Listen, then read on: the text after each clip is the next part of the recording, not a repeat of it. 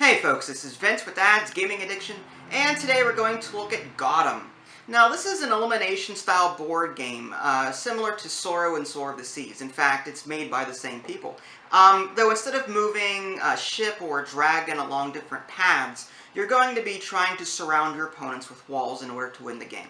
This is for 2 to 4 players for ages 8 and up, with the average play time clocking in around 30 minutes or so. So with that said, let's go ahead and take a brief look at what came in the box and how the game is played. Alright, here's a brief snapshot of the components. Over here you've got some wall pieces, and they are designed to fit into these little grooves on the game board. Now you do have to apply a little bit of pressure, but not so much as to make the wall piece fly all over the place, which is what my son ended up doing during our play sessions. So there's that. You've got these player pawns. Each player will assume the role of one at the beginning of the game.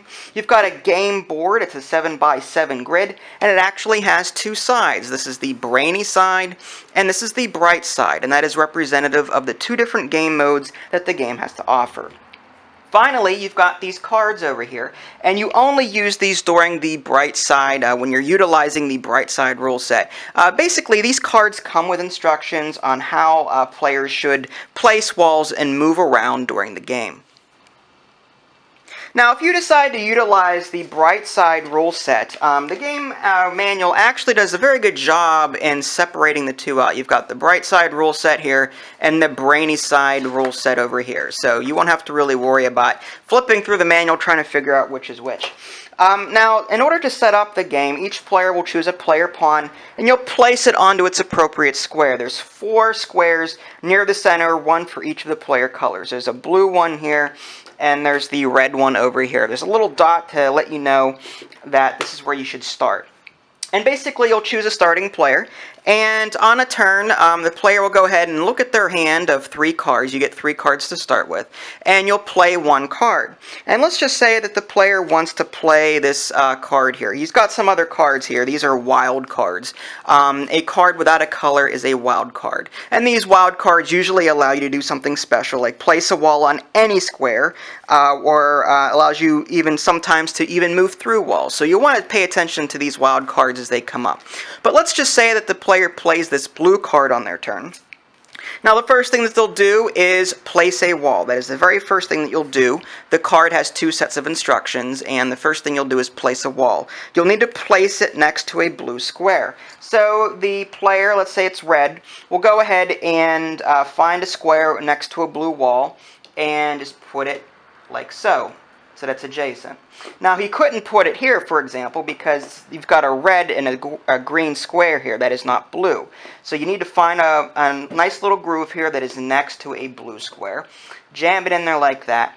And then you can follow the next set of instructions, which allows you to move your pawn. Now you don't have to move your pawn if you don't want to, and you can move it up to the amount shown. So if you are instructed to move 3 spaces, for example, you could move 0, 1, 2, or 3 spaces. In this case, you may move your pawn 1 square. So red is going to go ahead and do that.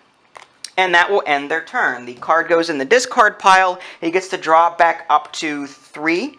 And then the next player will make their move. And now it's blue's turn. Blue will also pick a card from their hand. Let's say place a wall on a red square. He'll go ahead and do that.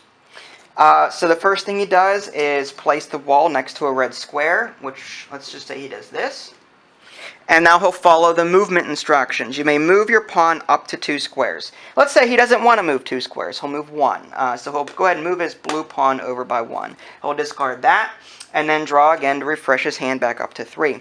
And this will continue until one player is surrounded on all 4 sides. And when that happens, they are eliminated from the game. So it may not look like a lot over the first couple of moves, but as the game progresses, there's going to be more and more walls and less room in which to maneuver. And again, the last person standing will end up winning the game. Now the brainy side is somewhat similar, except that it doesn't use the cards. Setup is the same. Each player will find their appropriate space and place their player marker on it. And on a player's turn, they'll place a wall and move, just like with the bright side. When you place a wall, you can place it wherever you want. Let's just say that red starts things out, and he'll put the wall, I don't know, here. Okay, and now red can move a number of spaces, and this will change depending on certain circumstances. He gets 1 movement point by default. He can move up to 1 space no matter what every turn. But he gets additional movement points for every wall next to him, equal to 1 movement point per wall. In this case, red does not have any walls next to him, so at most he can move up to 1 space if he chooses to. So let's just say that red decides to move here. Now on blue's turn, blue can go ahead and place a wall wherever he wants. And let's just say blue really wants to travel this turn, so he's going to put a wall next to him. If I can get the wall in there. There we go. Now, blue has 1 movement point by default and 2 extra movement points for the 2 walls next to him right now. So blue at most could move up to 3 spaces. And let's just say he wants to go 2. 1, 2. Again, this will continue until 1 player is completely surrounded by walls, and the last player standing will win the game. And there you have it. Short, simple, sweet. I didn't cover everything, obviously, but this should give you a good idea as to what you're in for should you buy this game. Overall, I think it's really cool. I like the fact that there are 2 sides. The bright side is a bit more random because it's dependent on what cards you currently have in your hand. For example, if you have your opponent surrounded on 3 sides, you're going to need a specific color in order to wall them off and eliminate them from the game. And let's say you need a red card or a yellow card to put a wall there, but all you have is green and blue in your hand, well, you're not going to be able to eliminate them this round. So the bright side is a bit more random, whereas the brainy side, as the name implies, is a bit more involved when it comes to critical thinking.